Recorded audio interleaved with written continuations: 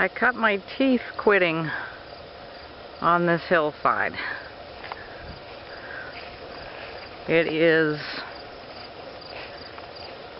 August 15th, 2016, and I quit October 2, 2013. This is a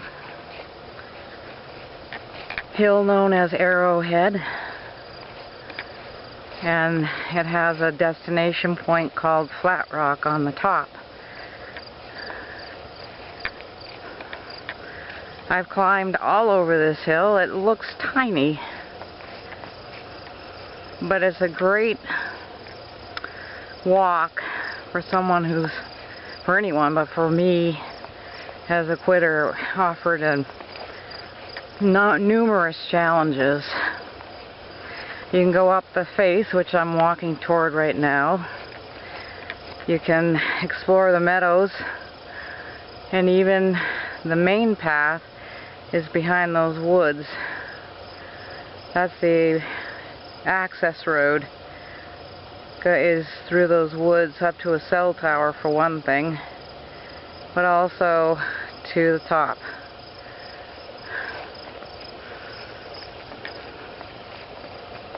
The hillside is very steep, and it is always a good exercise to climb.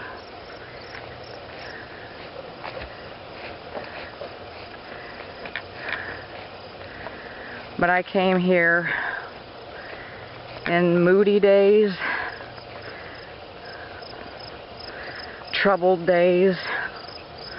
I came here with coffee in hand, apple turnovers from the local bakery, and I would, I guess, walk up this hill just to forget. It's not as though I was fighting the urge to smoke, because I wasn't. I just didn't feel comfortable. But the nature always drew me in here. Right now it's an August field.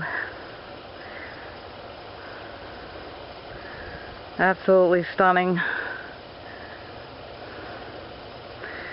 Joe Pye weed, the pink-purple flower, of course goldenrod.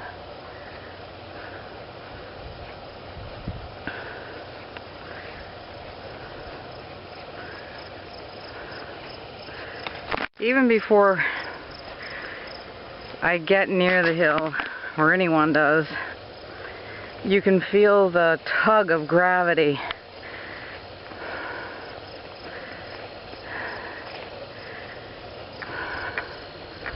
Because this is a challenging walk, and it's not easy for most, I'm pleasantly alone here most of the time. If somebody's here, they're somewhere else along the trail. Here's another meadow that comes down, a side way to come down. And that too is steep and descending.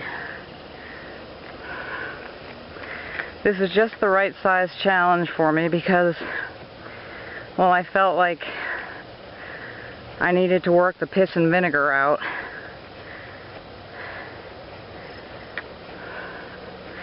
So that was several years ago that I started walking here. It was in April 2014.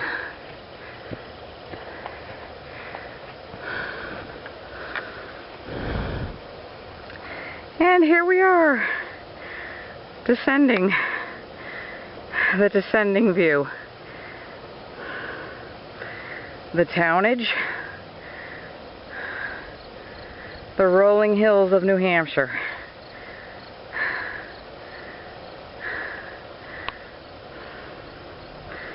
This definitely was a tonic for my crazed mind, and still is. I'm stopping at the head of the hill. I just climbed to the wood tree line. And now I'm starting to climb up. And this shows the slope. It's very steep from this point forward.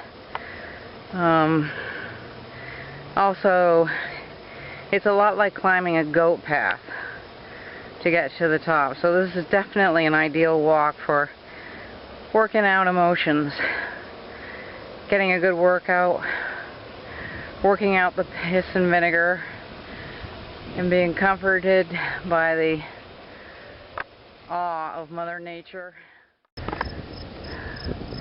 Well, I'm about at the point, almost to the top, probably at a big rock called Lookout Rock. 2 years and 10 months off the butts and counting, and I didn't think I could do it.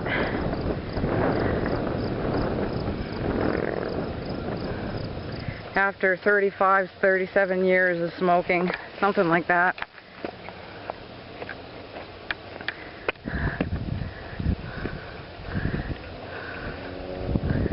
I knew when I quit that I would not be a convert. That I had to find a way to feel that I could accept it. Because that's what I really wanted. The idea that it would improve my health, well, that was true, but you know, that was true for the 37 years I smoked. And I certainly wasn't alerted to that it would be better for my health to not smoke. At the very last point of my smoking, I knew all along.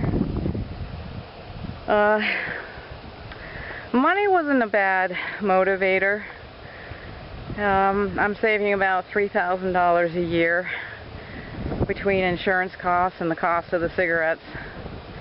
Today I miss smoking some, but I don't miss cigarettes. I don't miss having to get them, buy them, smoke one after another, finish with one, and think about the next. I don't have to travel along in my car, puffing away, and hoping the cigarette would last.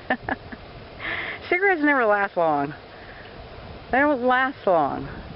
It's a few minutes and then the bloody cigarette is gone. And then you need another. I don't miss the addiction. If anything, most of all, I don't miss the addiction. I do miss parts of the smoking that were either rewarding or satisfying, fulfilling for whatever reason. But the bigger picture, the macro picture, I don't miss it. It took a long time to get there though. And while I was struggling to come to that point, this is what I did. Walk up this steep but short hill to the very top, called Flat Rock.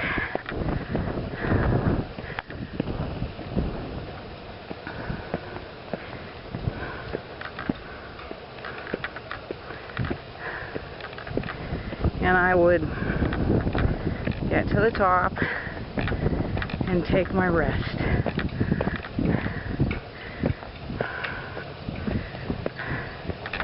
Probably talk to the air and sky.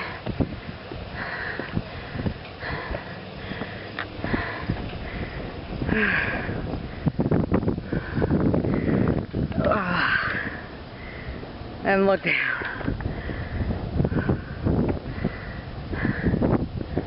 Almost always quiet up here.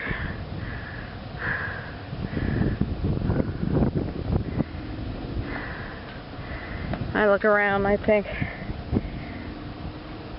when is this feeling going to go away? Not a desire for a cigarette, just not feeling right in my own life without the cigarettes.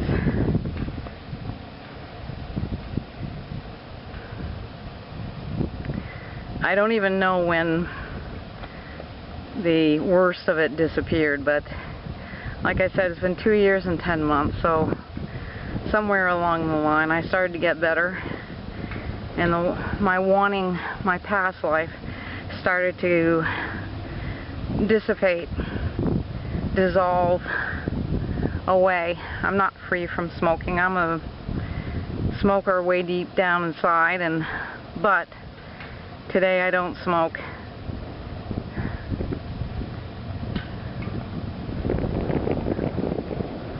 And I could not have foreseen 2 years ago, when I started climbing up this way, that it would get better.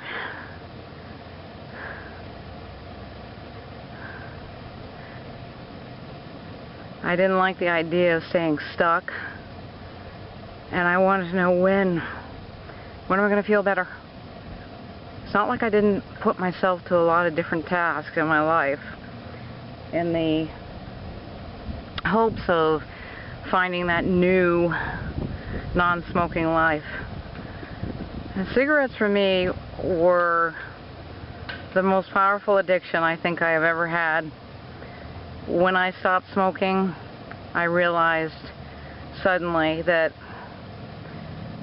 the cigarettes come first. They always had. While I didn't question my addiction while I was smoking, I would not have seen that. It's only in quitting that I realized the butts came first. And that should have been obvious to me, because I would run to the store if I didn't have cigarettes. So on and so forth. So that was the first revelation in quitting, is that I had this monumental task of putting life ahead of smoking, my life ahead of smoking. Not easy with addiction. That's the whole point of addiction. It takes almost everything, if not everything.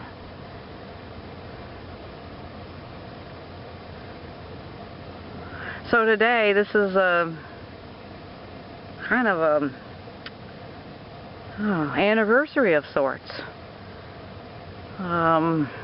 In that it felt like the right time to come up here. I come up here all the time, but I come up here with a camera and make a record of what was such a big part of my quitting. And journeys ended, journeys begun.